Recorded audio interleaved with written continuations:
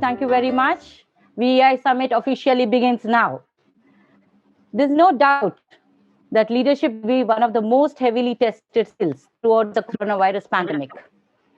Emotional intelligence is at the core of being able to make these behavioral shifts and ultimately helping one to attain all those adjectives describing stellar leadership. Research shows that EI accounts for nearly 90% of what sets high performers apart from others with similar technical skills and knowledge. Keeping the above as the core, Emotionalitics and Co. and Meravigla EQ Academy has collaborated together to weave a virtual Emotional Intelligence Summit 2020 VEI Summit. The theme being EI for all, with the mission of emotional literacy, of spreading emotional literacy. This Emotional Intelligence Summit aims to bring together leading EQ practitioners, corporate leaders, academic counselors, psychologists, counselors, behavioral scientists, researchers, and research scholars to exchange and share their experiences and research results on all aspects of social and emotional intelligence. It also provides a premier interdisciplinary platform for researchers, practitioners, and educators to present and discuss the most recent innovations, trends, and concerns, as well as practice challenges encountered and solutions adopted in the fields of social and emotional intelligence. Today, we have lined up almost 40 speakers, the galaxy of speakers across the world for the next 2 days to experience the entire nuances of emotional intelligence. So please stay tuned.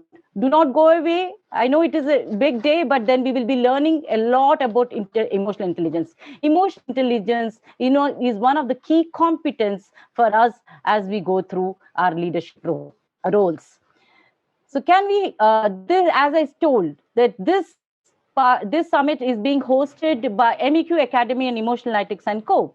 So I will just speak a few words about Emotionalitics and Co.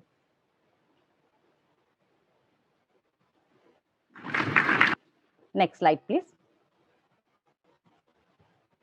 What is Emotionalitics? What is the vision of Emotionalitics? Emotionalitics has a vision to impact lives through emotional advocacy. The mission being driving excellence in business through emotional intelligence and decision sciences. Emotional intelligence is a specialized Emotionalitics is a specialized HR consulting consortium that provides niche services in the area of emotional literacy, HR consulting, OD certifications, and experiential workshops. We are a team of professionals and subject matter experts in the area of emotional intelligence.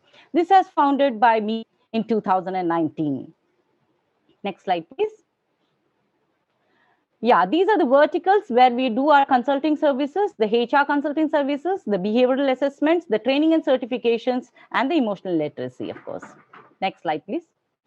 This is our org structure. We have collaborative partners with us, and we also have a board of advisory who bring together almost closer to 200 plus years of experience. Each one is very much enriched. They are lifetime coaches, they are practitioners, and they have practitioners in the area of emotional intelligence. They have done deep learning in this area. So we have a very good board of advisory. We have a chief operating officer, research associate, and a finance and accounts officers. Yes, these are some of the clients which we have worked in the past. Next slide. Next slide. Thank you for that.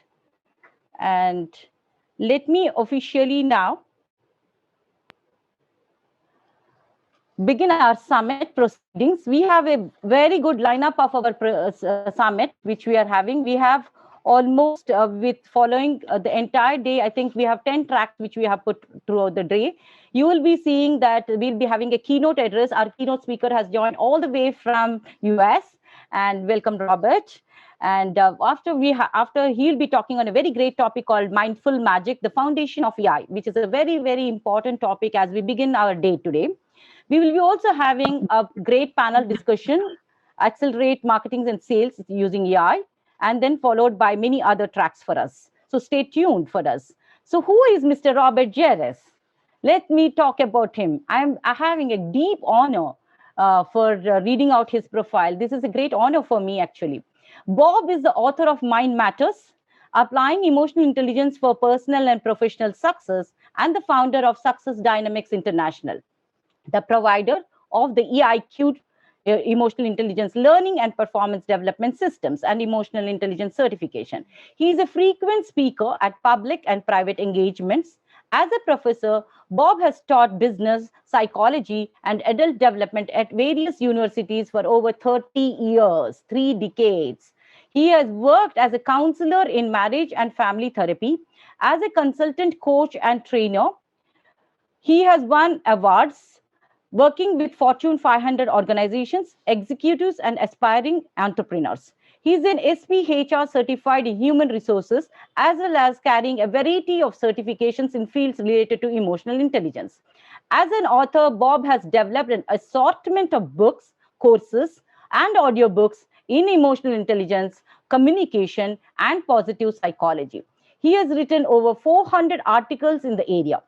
Additionally, he has expanded the EIQ2 repertoire to include training, certification on the empathy principle, the happiness paradigm, mental strength and resilience, heartfelt leadership, the heart of influence, sales and persuasion, partnering for service, customer care, teamwork makes the dream work, smart business, organizational excellence, and agility, change and creativity. Such a great and a very interesting profile of Bob we have with us today. And thank you, Robert Jairus, for joining us, for accepting our invite and joining us today all the way from Texas and delivering our keynote address. So we will be starting his keynote address in another 5 minutes of time. So stay tuned as I read the entire course of the day's schedule with us. I'm sure you're going to be exciting and you're going to be excited the whole of the day. Kindly use all your virtual emojis as and when you like, any points or like our summit, anything you can be going on doing it. So please feel free and exercise these emojis often as we are in the Emotional Intelligence Summit. So please do that. The next thing is, if you wanted to ask any questions to any of the panelists, any of our speakers, kindly use the chat box and we will be taking those chat box questions and we will be respectively asking our speakers. We are sure that we will be taking care of all your questions. In case we are missing out on anything, we will be able to answer back to you via our mails. So we are there on Facebook Live.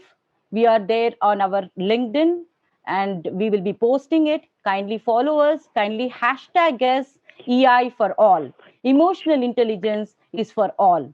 There is nothing that no one in the ecosystem is away from emotional intelligence. That's why we have kept this great theme telling emotional intelligence for all. We have emotional intelligence application in sales, application in leadership, application in education, health and emotions. How is it our emotional intelligence is applied from ancient times, EI and happiness, mindfulness, NLP, lot of things we have integrated as we go forward in the next 2 days. Tomorrow we have a very, very interesting panels and talking about emotional intelligence, because emotional intelligence as we speak, it is just not all for all those corporate leaders. It is also starting from the school education itself. So tomorrow as we are having the sustainability and development goals, we also have integrated social and emotional learning as a part of our panel discussions. So tomorrow we are having very interesting panelists as joining us keynote speakers, and followed by that we are also seeing tracks on education, higher education, and entrepreneurship. We are having very interesting tracks which are coming out tomorrow also. So supposing you are interested to become an EQ coach and you wanted to be in the area of EQ and counseling, so we do also have some tracks into how do you counsel by using emotional intelligence. There are various things which are there as a part of our 2 days summit. And the last but not the least, But I would say that stay tuned till the end of these events, because you will experience emotional intelligence. We are having today, by around evening 4:30 to 5:30, we have the live concert, the live music, exploring emotions through music. And tomorrow, similar way, we are having exploring emotions to Natya Shastra through Bharatnatyam and Kathak. So these are some things I think I would request that all those who have joined, please see that you do not miss out on all of those. I would request to be there for the entire sessions, because each session in itself is a value driven session, a great speaker session, and there are a lot of takeaways. I don't feel that if we would have sat and done any emotional intelligence certification courses or read any 10 textbooks, it would not be equivalent to the 2 days of what we will take back home. Please keep a notebook and a pen handy, so that as you are listening to the speaker, kindly make notes whatever you wanted. You are also free to connect with each speaker on their LinkedIn, because they have given us permissions to connect all our participants on the LinkedIn. Connect with them, understand, learn for emotional intelligence throughout your life with these great eminent speakers whom we have lined up. So that's pretty much which we are trying to talk about it. And Robert would be taking us through a very interesting presentation which he has lined up. And he's going to cover on the mindful magic, the foundation for emotional intelligence, which we are having over here. They are taking care of all the people who are entering into the rooms, so that you will be admitted as soon as you're there. So if supposing you're waiting in any of the rooms, it would not mean that you will not be entered. You will be being entered. So do not get panicked if you're waiting in the waiting rooms. And if you have lost your connectivity, don't get panicked. You can always reconnect with the same link which has been provided for you. Can we go Facebook Live, please? Can we have a round of applause for Mr. Robert Jerris as he opens up his discussions? Yes, sure. Thank you very much.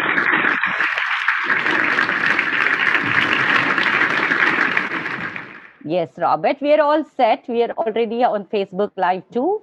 And I would be handing over to you very soon. So you can start off your discussions from now.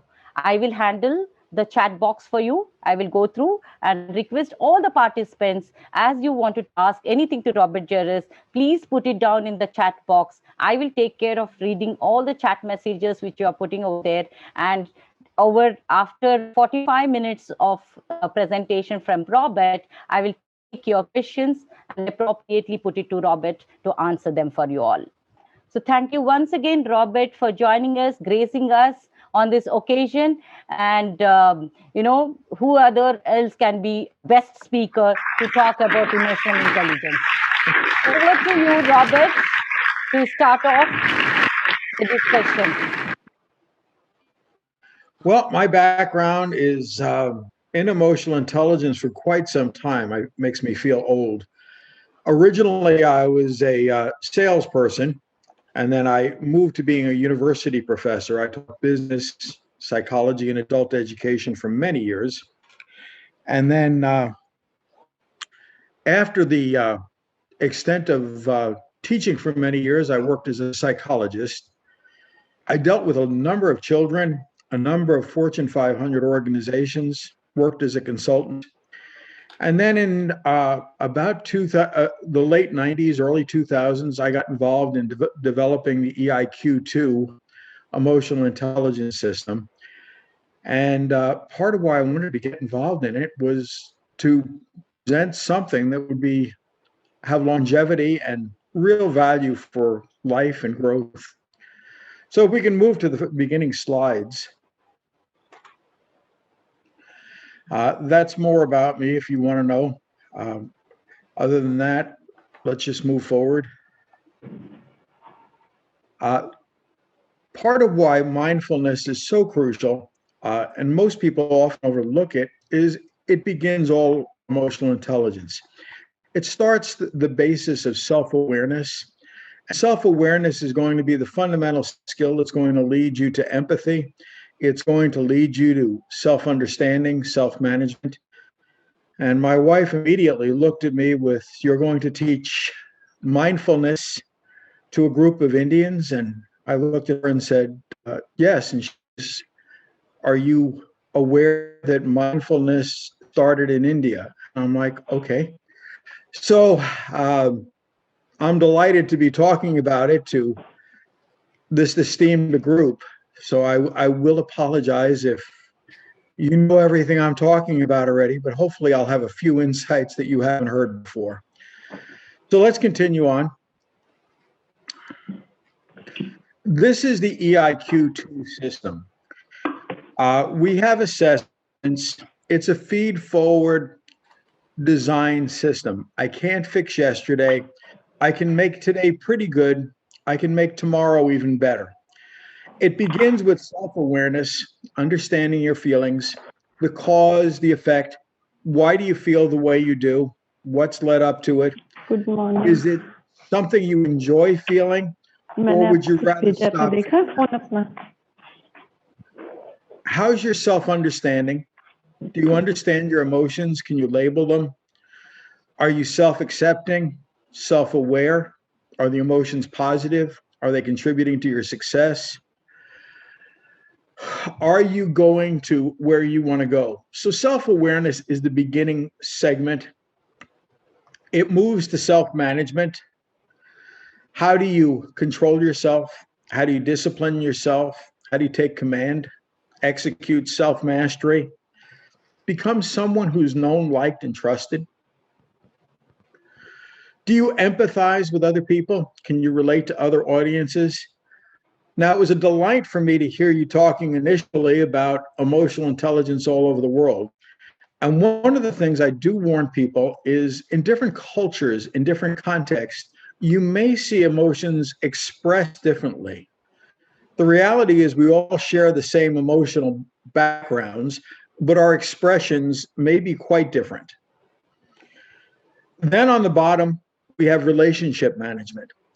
Now, relationships are typically what gives life its flavor, its meaning. You find out that the quality of your life is based on your experiences and your relationships. Some people often make the mistake of thinking it's about possessions and wealth. And the real wealth in life lies in those relationships, those contacts, those friendships that you have. So you need to explore them. You need to write your own story. You need to take command. So let's move into mindfulness. Next slide, please. And look at what you can do here. What I'm going to encourage you to do is to have a notebook handy, because I'm going to take you off on a few exercises. I don't want to just teach you about mindfulness. I want to teach you to do some of it, because it's going to make your life a lot more rich, fulfilling. It's going to give you the tools to take command of it. And frankly, if you don't take command of your own life, you're going to find out other people are in charge. You're going to drift. And when they're in charge, they really haven't planned much for you. And I'm not sure you'd always like what they have planned. So let's continue to the meat of the emotional intelligence. Next slide, please. This is what we're looking at. Your mind is going to take root. It's going to be emotional. You're going to have emotional intelligence, the basic 4 quadrants. You're going to need to be mindful to be self-confident. If you're not self-aware, it's very difficult to move forward anywhere. We're going to encourage you to be active listeners. But one of the things we often neglect is we often neglect listening to ourselves. It's been said that somewhere between 70 and 90% of your conversations on a daily basis are with yourself.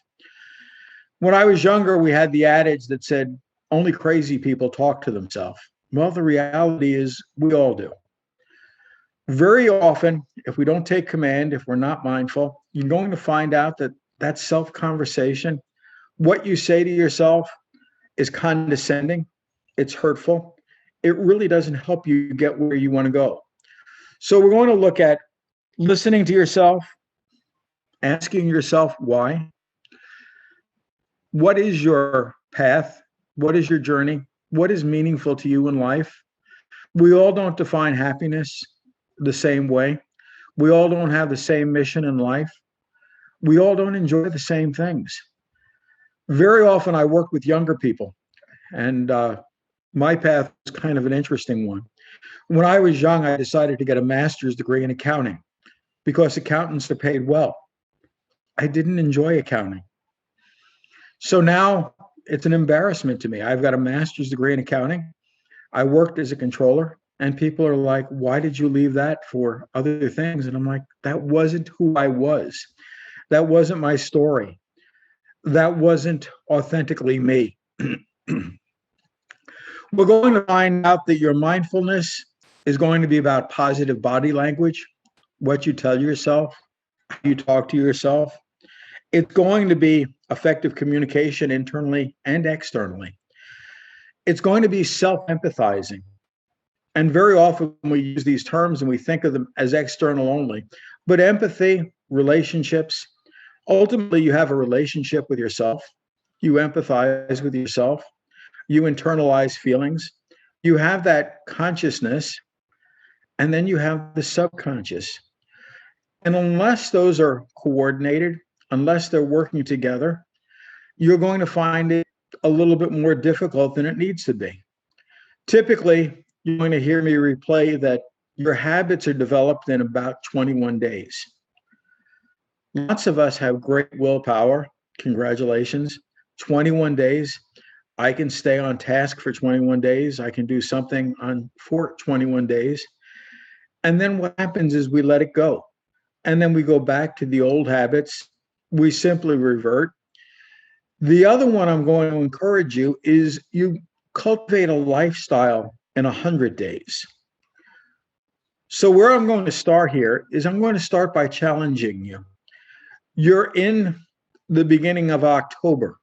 You've got just about 100 days left this year, a little bit less, but pretty close.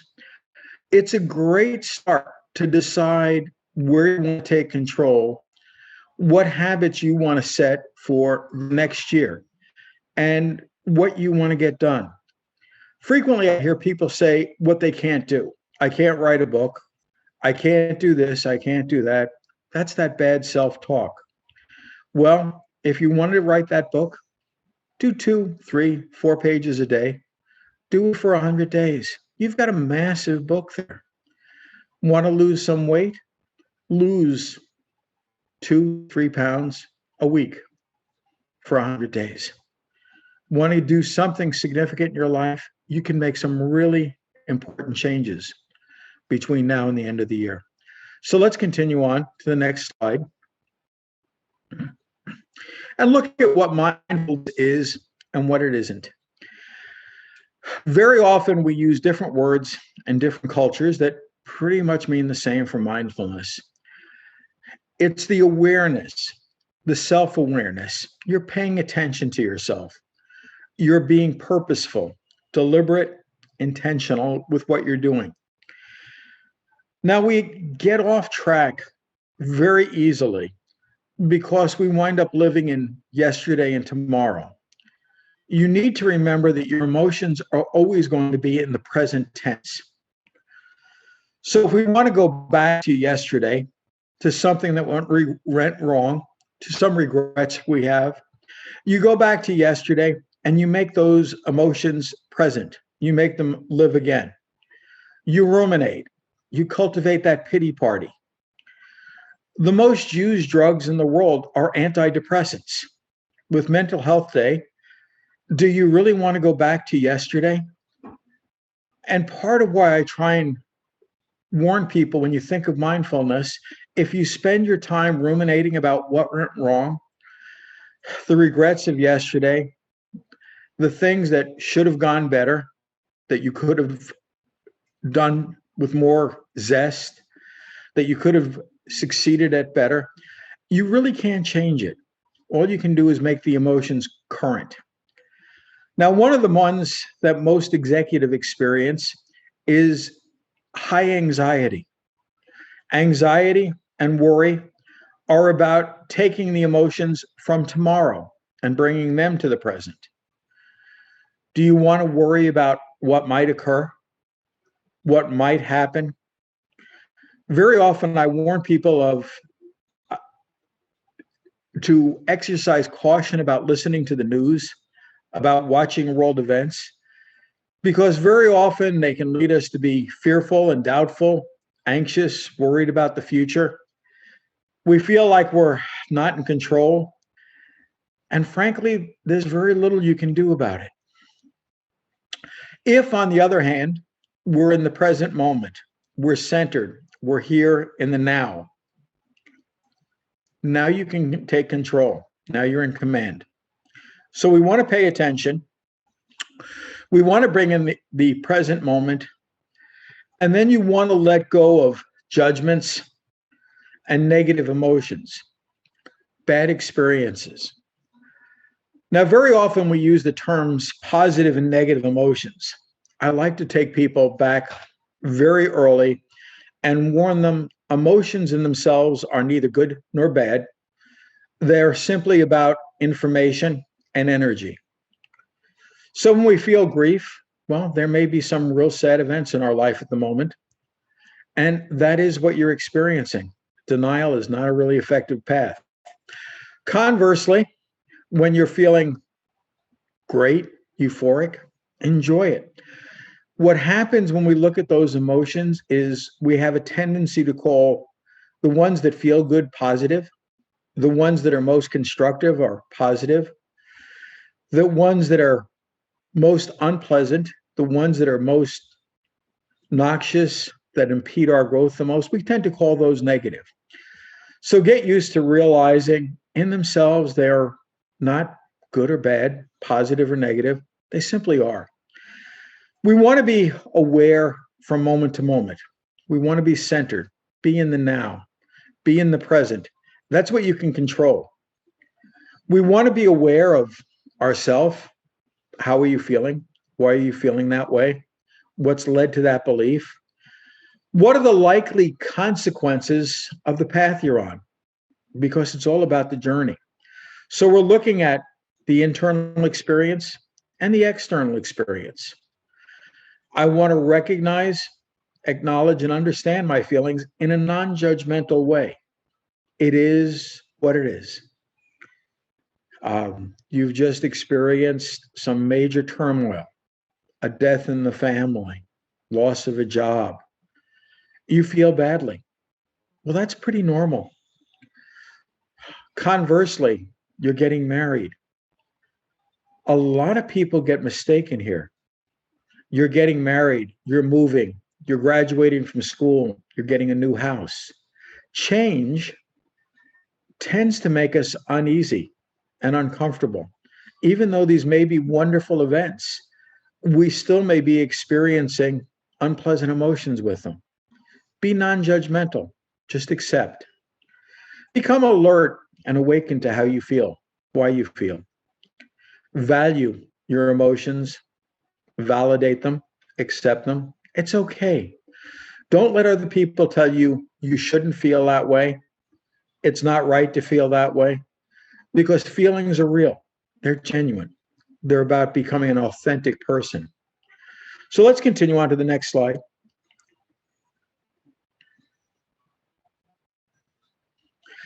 And look at the path we have. Mindfulness is a very powerful tool. First of all, when you're aware of it, it's going to get you to superior goal achievement. Do you want to win? Winners are calm. They're controlled. They're disciplined. If you're frazzled, chaotic, multitasking, confused, you're not going to succeed nearly as well. So we want to be calm in the body, the mind, the emotions. They're all connected. We want to improve our self-management. It's going to decrease stress, anxiety, worry, regret. We're going to enhance my relationships and experiences, because the reality is people like to be around people who've got good emotional control. if somebody is a basket of nerves, depressed, sad, confused, frightened, anxious, we're not very comfortable being around them. We want to integrate our emotions, manage them, understand them. We want to relieve the chronic pain. And too often, working as a psychologist, I would hear people, oh, my shoulders are so sore. I have a terrible headache. And we're winding up with all these physical symptoms, but they're based on emotional problems. So mindfulness is the cure. And too many people don't realize the cure isn't in a bottle of aspirin, in seeing a doctor, in acupuncture, or whatever remedy you want to go. The cure is inside yourself. Manage that stress and take over self-control. I always liked it because I had various friends who were medical professionals, and they would come back to me and say, people don't understand. You're not feeling a headache because your body doesn't have enough aspirin. It's not an aspirin deficiency. You're feeling a headache because you're stressed, you're tense. Why are your shoulders sore? Because you're hunched and you feel tense all day long. It's not because you need a muscle relaxant. So we need to recognize that your health, and here's where I start giving you some of the frightening statistics to me, over 90% of all illnesses are stress related. We hear COVID, we hear all these things right now. Your immune system is tied to mindfulness.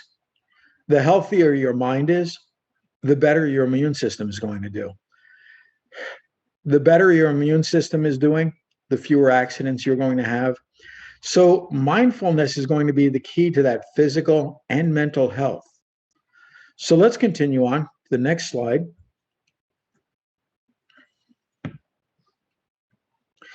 And look at what it does.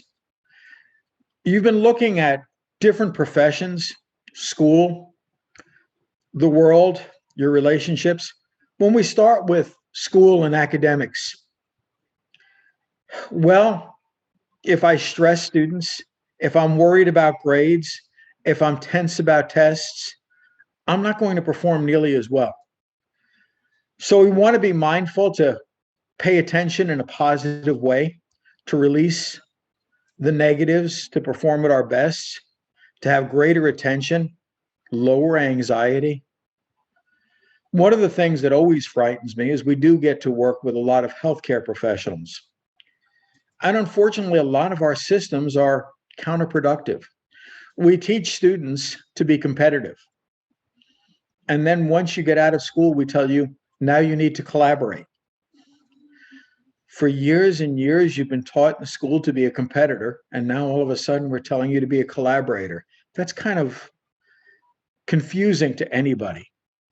Your mental and behavioral health. Are you in command of yourself? Are you in command of your well-being?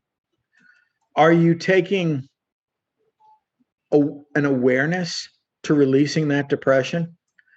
Again, we hear so many people announce positions where they abdicate self-control and personal authority. It's not my responsibility. I'm so sad because of the pandemic. I'm so sad because you've triggered me. You said something that was offensive. It was hurtful. Well, you're giving outside factors just too much control of yourself. You need to assume that control, that personal mastery. You need to take that responsibility back. If you don't, you're going to drift. You're going to be where you don't want. Your social behavior.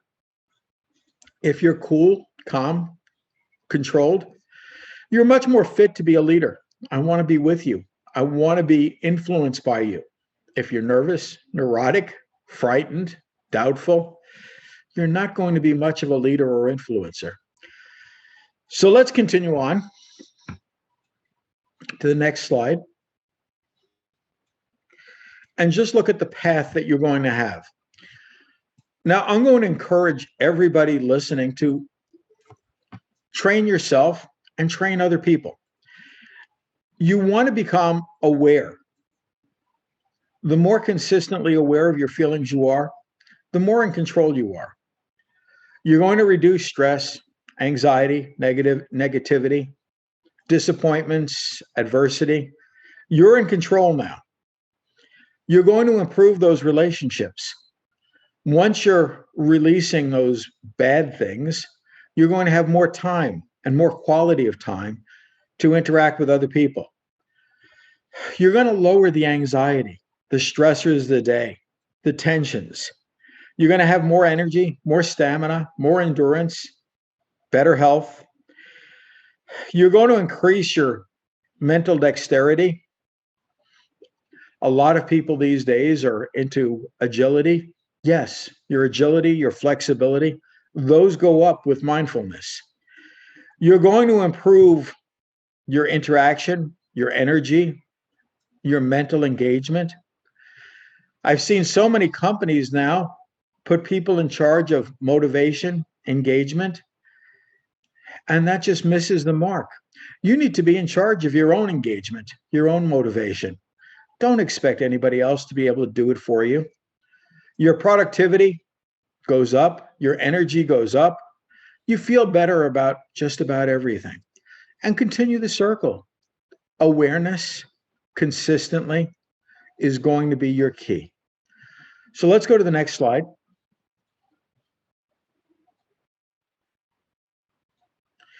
And just look at the big things that we have.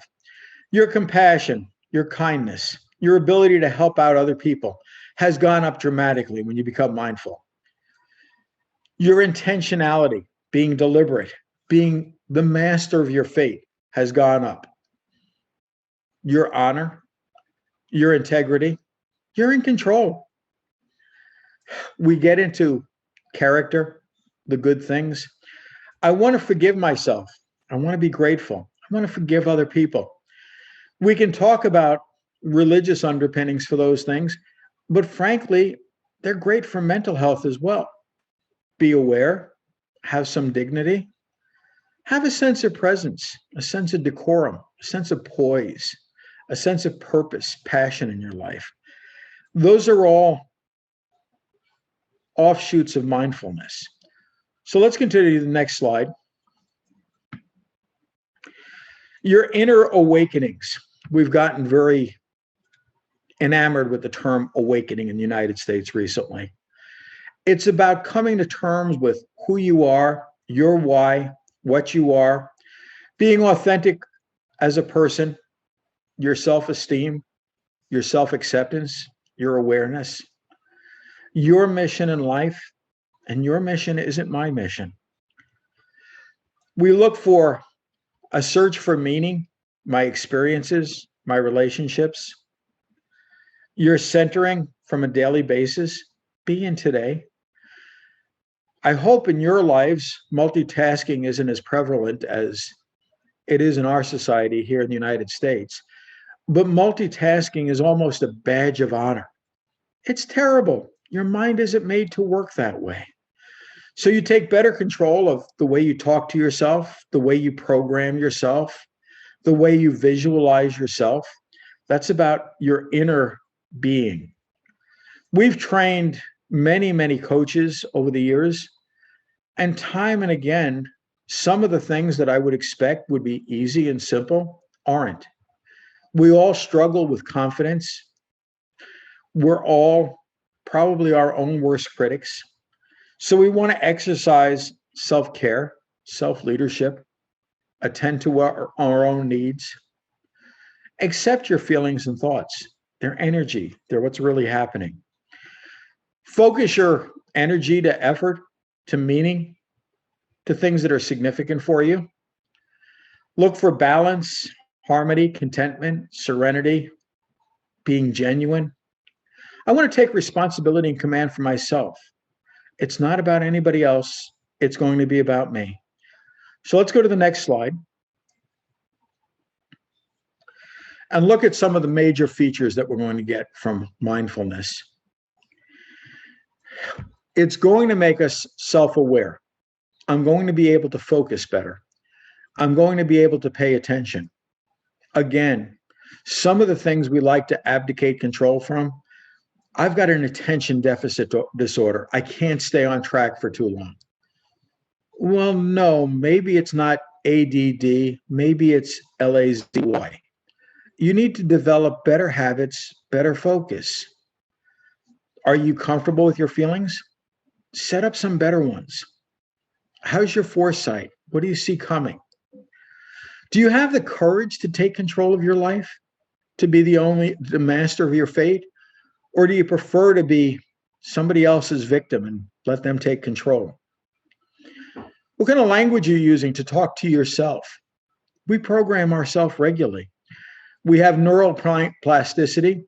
Our brain changes regularly, but we choose the programming.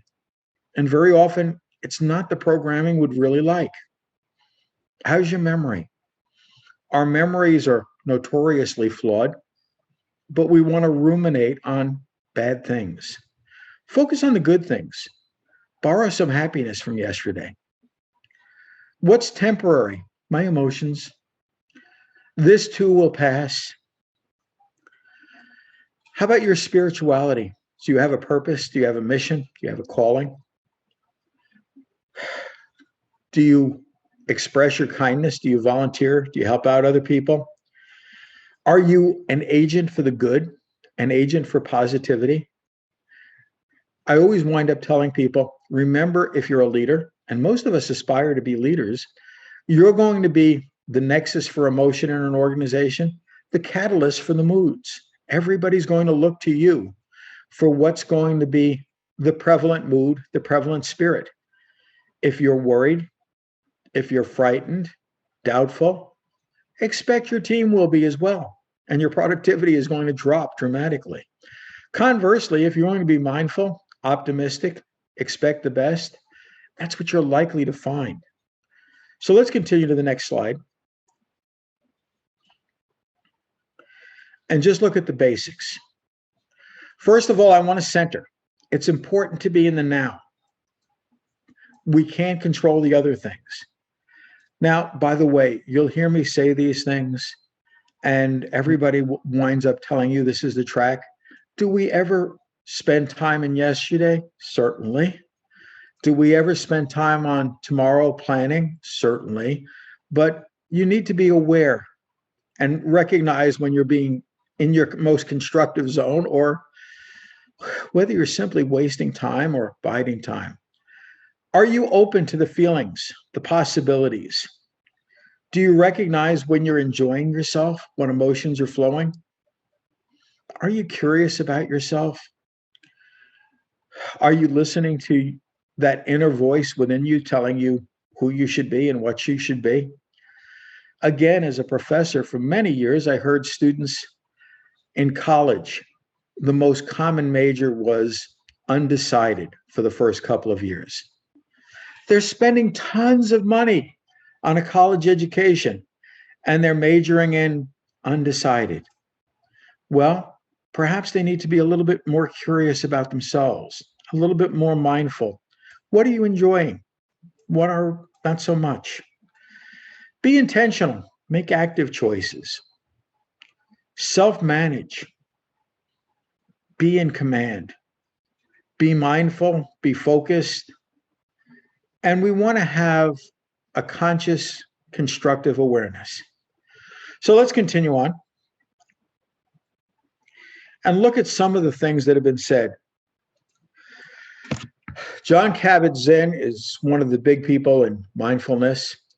He talks about befriending ourselves, self-acceptance, self-tolerance. We need to get used to who we are and comfortable in our own skin. The present moment is the only time which you have dominion over. Han is passing soon. He's in his 90s, and he's awaiting his next existence. When we get too caught up in busyness in the world and tasks that we have to do, we don't center, we don't spend time being aware. Well, we need to take those moments and become aware. We need to practice self-reflection, meditation, mindfulness, self-awareness, whatever you choose to call it. They're all in the same area. So let's continue to the next slide. And don't expect me to do all the work. I'm going to encourage you to get out a journal because I want you to be an active participant here. If you're just listening to me, you'll probably fall asleep pretty soon if you haven't already. So let's try and keep you awake a little bit. Journals are great things. They let you know where you were, where you're going. They give you a centering tool that connects your mind, your emotions, and physical when you're writing things down. So get used to writing things down. Start by thinking of what positive routines do you have? What's taking you where you want to be? Now, the best times I know to start with a mindfulness practice are very early in the morning, hopefully before we started this little talk, but we can do it afterwards. It's only going to take you about 3 to 5 minutes. Typically, your mind is going to be refreshed. You're going to begin the day better. Get used to the fact that there is no guru, there is no wizard who's got all the answers about mindfulness. You've got to find the path that you're most comfortable with, the path that works the best for you. We've got a lot of people that we've worked with who enjoy being mindful and exercising, going for a walk, being with nature, enjoying that. Well and good. Other people enjoy yoga and physical techniques like that to be more mindful. Again, your choice. Still others are going to focus on being quiet, centered in themselves, and in a comfortable position. Again, well and good. You're going to refresh the mind by taking those few minutes to focus. I like to spend about 3 to 5 minutes in the morning getting myself on track, and about 3 to 5 minutes at night unpacking, being mindful of the day, and it helps me rest and sleep better. Get stressed in the middle of the afternoon, busy day, too many demands from other people, too many demands from yourself. Take a couple of minutes. Mindfulness is a short exercise. So you look to calm and rest. Use the journal, write it down, a few salient thoughts, and get into the habit of doing it daily. Remember, I started by saying 21 days is a habit. It's a routine. It's conscious. And then if you get into doing this for close to 100 days, it's going to become a lifestyle for you. That's where I want to see you be. I want to see you take command of your life. I want to see you be self-aware. Note the emotions in your life. Notice the flows. So let's continue to the next slide.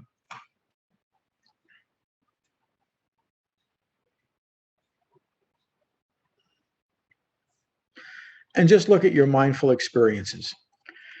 Now, remember I said there's not one path. There's multiple paths. This is going to be about your authenticity, your intentionality. It's going to be about mind, feeling, spirit. It's going to provide content and context for you. Well, the first thing I'm going to suggest is mindful listening. Now, remember, listening is listening to yourself, and it's listening to other people. It's an inner self-awareness, and it's an external awareness. When I say listening, hear the nonverbal cues, hear the tones, hear all those subtle, important things. Then we're going to talk about mindful breathing. It's about being. Want to get into mindfulness, want to get into self-awareness? Breathe in. Count to 3. Release it. Breathe out. Count to 3. Be intentional in your breathing. Being, it's just going to be who you are. Mindful awareness, attention. Notice your body. Very often I've gotten to work with people who literally are sitting with clenched fists, and they're talking about why they're so tense, and I can see their hands crossed across their body, and they're clenched, or they're doing this. I just can't understand why I'm so stressed every day. And then you just look and you say, well, I can see your shoulders. I can see the way you're moving yourself. Well, be aware of the different parts of your body. That's about mindful being. Your mindful connection. Who are you connecting to? How is it affecting you? What's happening in your world? How about your self-management? Are you making active choices? Are you living the life you're choosing? It's going to be about your relationships internally and primarily internally, but external as well. When people ask me the question of how do I deal with difficult people? Well, what's making them difficult? Perhaps it's the way that you're seeing them that's making them difficult people. So maybe the difficulty isn't with them, it might lie with you. So let's continue to the next slide. Here's where I'm going to start making you work. I'm going to give you a bunch of short techniques that are going to enable you to be more mindful. And if you tell me you don't like it, don't use it. Find a different technique. Use something else. I like the acronyms because they enable me to think of things quickly and remember it. I've got an excellent memory, but it's terribly short. The first thing that's going to happen when you are mindful is you want to stop the busyness, the chaos of the day. Slow it down, relax. Once I stop it, I want to take in deep breaths. Take in the world. Breathe. Don't hyperventilate. When I see people having panic attacks, one of the first keys to calming a panic attack is to take care of your breathing. Take deep, mindful breaths. Observe. Observe yourself. Observe your body. Observe internally. Observe the outside world. This is going to be about grounding. Look at your senses, even when you're calm, even when you stop the world. What do you hear? Well, when I stop the world, I can hear the clock ticking. Maybe I can hear the air conditioner. Maybe I can hear the breeze. Maybe I see certain things in my mind's eye. Maybe I'm feeling things, the wind, cold. And then the P, process it. I was open to all these possibilities. Smile. Choose to be optimistic. Choose to feel good about it. Take in life in a purposeful, positive way. And let's proceed to the next slide. Okay, you didn't like, stop. Let's have a mindful snack instead. Maybe this is more to your liking. The snack method begins with stopping the world again. Relax, slow it down. Take command. The world will keep spinning without you paying attention to it. Notice what's happening. How are you feeling? Why? Cause and effect. Accept what's happening, what you can't control. So many times I hear people struggling with politics, with climate change. Do what you can. Volunteer where you can. Make the world a better place, but you don't have to carry all the burdens of the world.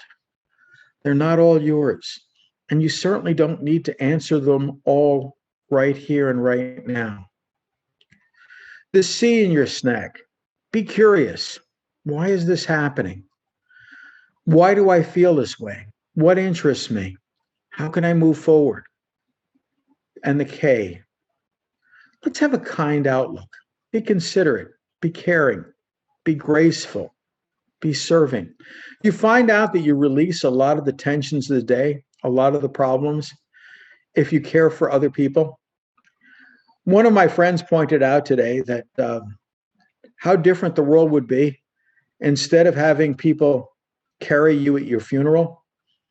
They came alongside you and carried you when you're still alive.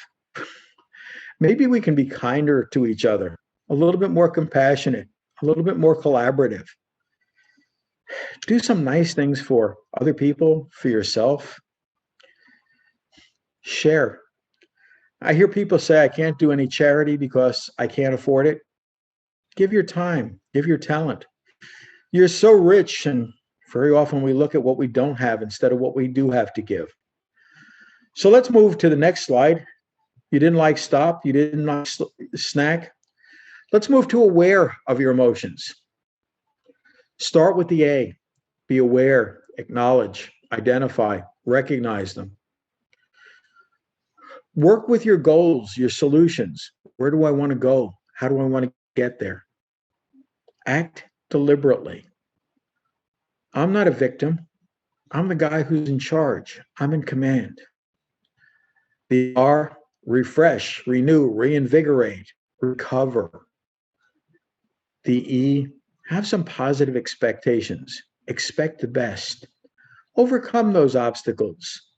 We always envy those people who've overcome and won through. Well, that's you. Let's continue on to the next slide. And pause. Another mindful tool. Pause. We start with taking a time out, stopping, resting, letting go.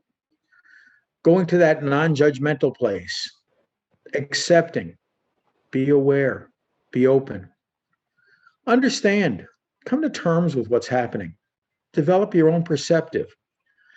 You don't have to assume that other people are always right. Smile. Be happy. Make those positive choices. And the E, enjoy the moment. Celebrate. Recognize that the here and now is the present. It's a gift. That's why we call it the present. Let's continue on to the next slide and think of the rose. You want to be mindful? Think of the flower. Well, we all like to look at pretty things. I like flowers. I like animals. So let's start thinking about the rose, flower. It's beautiful. It's pretty. It's the process of what's happened. The thorns, those are the challenges, the obstacles, the things that the rose has come through. The bud, the possibilities, the challenges, the changes. So let's continue to the next slide and look at the 5 R's. Recognize what's happening. Release, review, respond.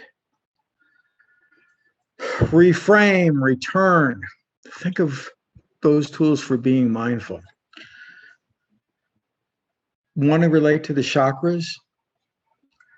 Think about the senses that you have. Understand. Be aware in the mind's eye. Be mindful of things. Face things. Move to the next phase of I see. What am I looking at in the world? What's meaningful to me? There's so many things that we can take in. We get to choose. And very often we fail to do it deliberately. Speak kind words to yourself, to other people. Program yourself. Program your friends. If you speak with kindness, compassion, care, thoughtfulness, you'll find out more people want to listen to you. What happens next? How about loving people? Be kind. Don't look for the bad, look for the good. And then if you've got all those positive things in your mind, do them. Forgiveness, generosity are wonderful thoughts, but they're even better when you carry them out. Feel the sensations of the day, and then de-stress. You become all those feelings. Now let's continue on to the next slide and think of the basic ways we've got to meditate. Your body scan, recognizing your body, your stressors, your strains. My hands are clenched, my fists are clenched, my feet are itchy, all of those good things. The raisin. What does it look like? What does it taste like? we're grounding our feelings. What does it smell like? Think of your senses. The body scan, the raisin, very effective. A lot of people like to walk and meditate. Let's exercise, yoga, walking, 10 steps, repeat. What are your thoughts? What are your feelings? Be open, do, plan, prepare. Be ready for the opportunities when they come along. When your mind is in the right way, you'll find out you see a lot more opportunities. If you're in the wrong way, you'll find out there's a lot more threats. So let's continue to the next slide. Be happy. It's a choice. Choose the moment, choose the now, choose yourself. Recognize that your feelings do come and go. Breathe in, breathe out, release the old ones, release the ones that are not serving you, and capture the new ones that you want. Mindfulness isn't difficult. You just need to remember to do it. Surrender to what is. Have faith in what can be. Now let's continue to the exercises. The next slide. Robert, we are having a lot of questions coming up, so I think we will wind up in next 2 minutes. Okay, I will try and finish quicker. You will have this deck at your command, so please share it with people. And what happens is when we choose your personal path, breathe intentionally, get into routines that work for yourself. Please don't let anybody tell you the right way to do it. Find what the path that makes you comfortable. Let go of the stressors, let go of the distractions, breathe in, breathe out, be conscious. It takes only about 5 minutes. The biggest secret I like to tell people is recognize what went well, what could have gone better, what's next. I usually put that in my mindfulness on a daily basis. So let's continue through quickly to a couple of other points. I'm going to skip that so we have some more time. Continue on. You do have all of these, folks, so I'm going to skip through so we have more time. Start early. Command yourself. Take your presence. Take your command. Continue on. Let's just move a little quicker. Assume that your mindfulness is about focus and self-leadership. A lot of people have asked me the question, okay, mindfulness is important. It's nice. How do I do self-care? How do I do self-leadership?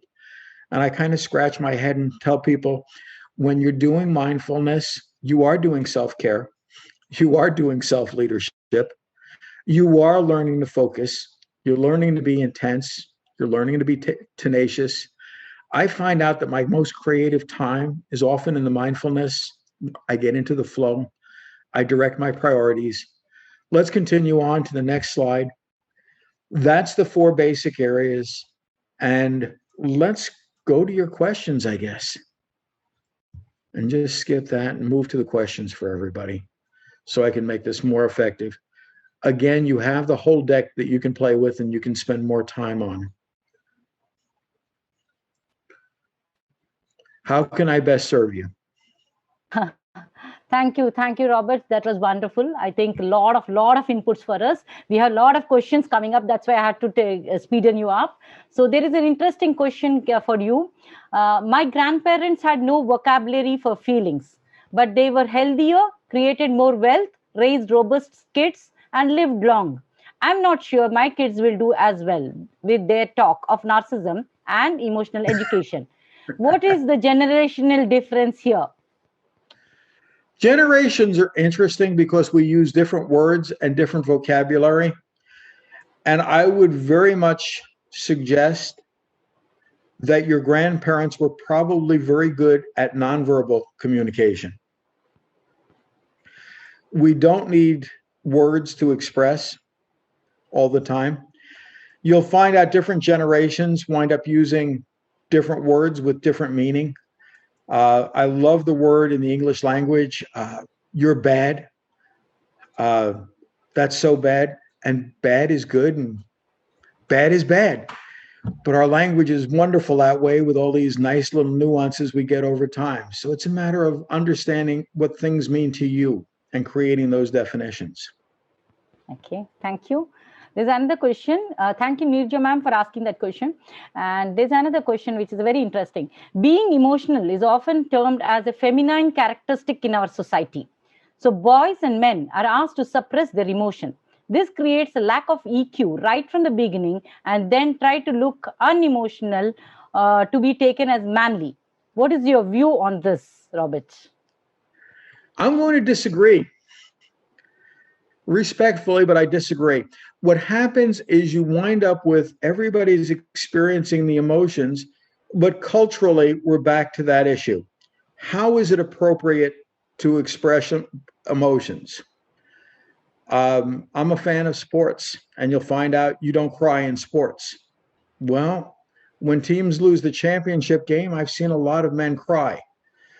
It's not appropriate for a man to cry when he loses his job, but yet we cry in different ways. We express emotions differently. Very often we find counterproductive channels of abuse and things like that. We are seeing changes generationally, excuse me, where we're accepting males displaying emotions more.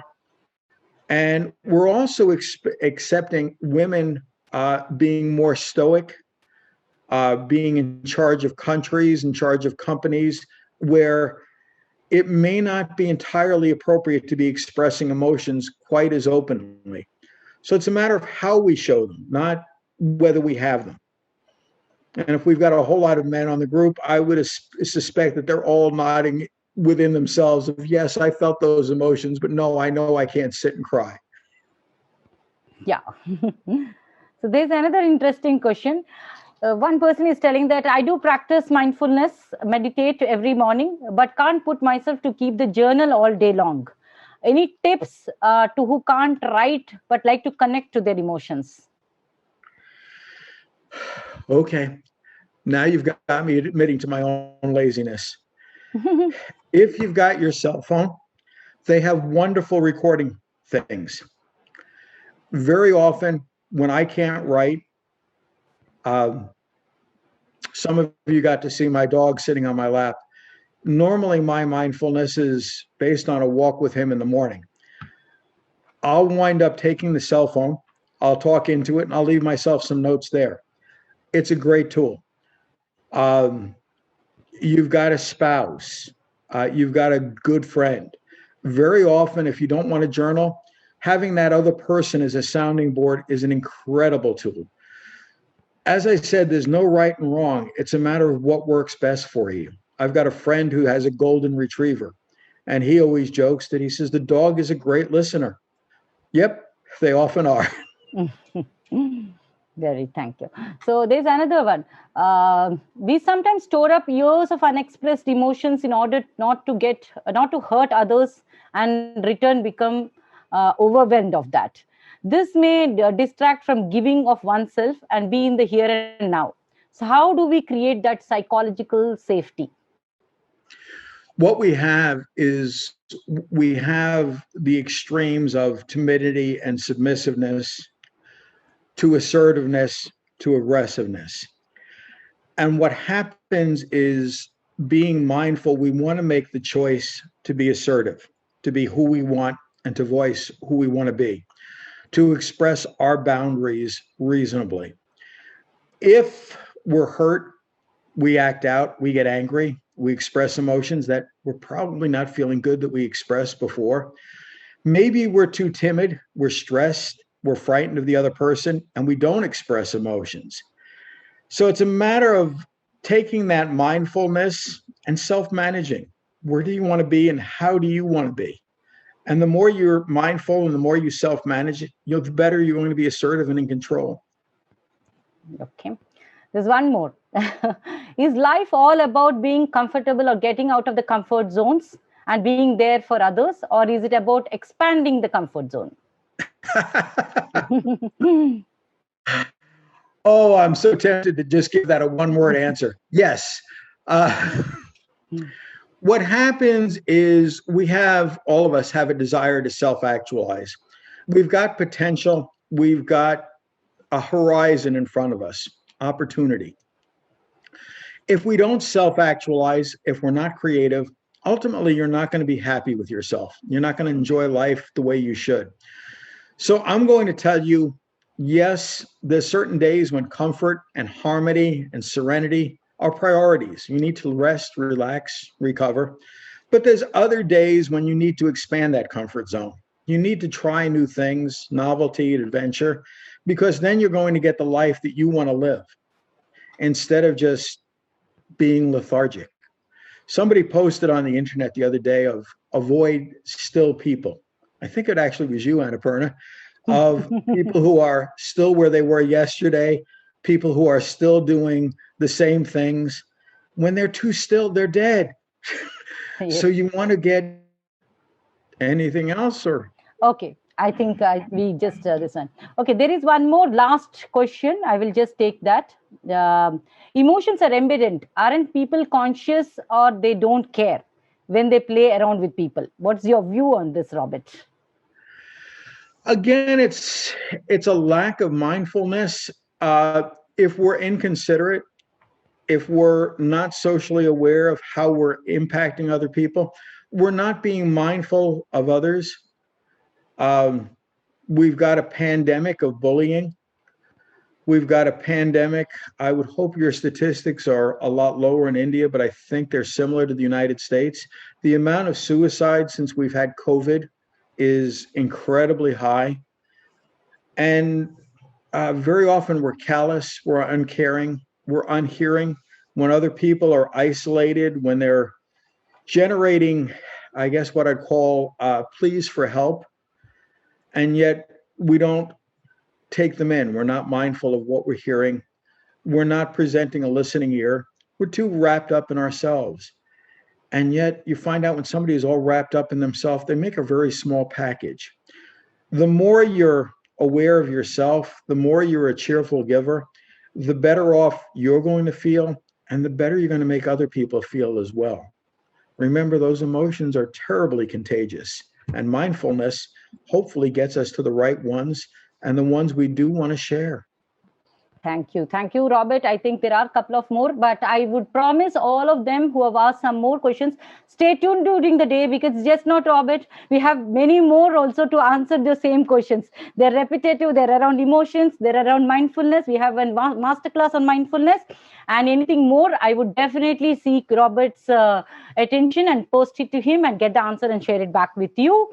So thank you so much, Robert. Can we have the next honors of appreciation, please?